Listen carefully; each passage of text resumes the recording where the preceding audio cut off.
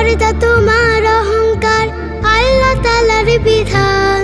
পর্দা করে চললে বেড়ে যাবে তোমার সম্মান। পর্দা তোমার অহংকার, আল্লাহ তাআলার বিধান। পর্দা করে চললে বেড়ে যাবে তোমার সম্মান। মা খাদিজার সাথী হতে তুমি কেউ চাও না, ফাতেমার মতো তোমার জীবন কেন করো না? মুসলিম হয়েও গো মেয়ে পর্দা কেন করো না?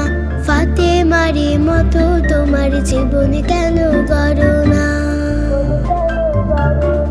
কোরআন হাদিস পড়ো তুমি, আমল করো শত, জ্ঞানে গুণে হও বড় হও মায়েশার মতো।